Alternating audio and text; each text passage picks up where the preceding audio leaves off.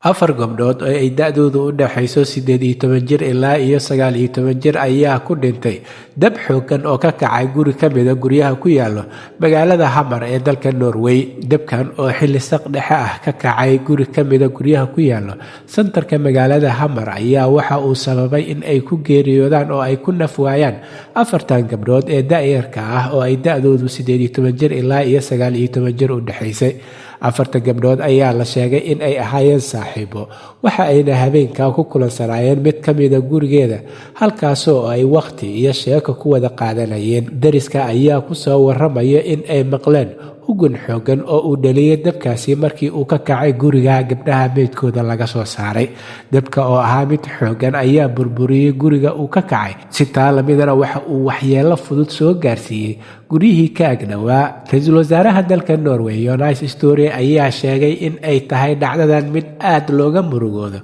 Waxa uuna sheegay in ay wax weyn tahay in afar gabdhood oo dhalinyaro ah ay mar keliya ku naf waayaan dab ka kacay gurigaasi. Waxa uuna sheegay in uu u tacsiyeynayo ehelada iyo qaraabada gabdhahan oo uu sheegay in uu la qaybsanayo murugada iyo xanuunka ay dareemayaan. Afartan gabdhood ee saaxiibada ah ee dabkan ku naf waayay ayaa ku kala noolaa magaalada Hamar iyo Ringisaakar. Waxa uuna maamulka magaalada Hamar iyo Ringisaakar sheegeen in ay u xil saareen guddi ka shaqeeya daryeelka qoysaska ay ka baxeen gabdhahan si loo daryeelo xagga caafimaadka maskaxdana looga dejiyo. Waxayna boolisku sheegeen in ay wadaan baaritaan xooggan oo ku saabsan sababaha keena dabkan, inkastoo ay si hordhac ah u sii sheegeen inaysan jirin wax muujinayo in dabkani uu ahaa wax uu ka dambeeyo faldambiyeed. Dhanka kalena duqda magaalada Hamar Vigdis Stensiby ayaa iyaduna sheegtay in ay murugada, xanuunka iyo caatowgaba la qaybsanayso qoysaska ay ka baxeen afartan gabdhood ee dhalinyarada ah, ayna maamul ahaan u xil saareen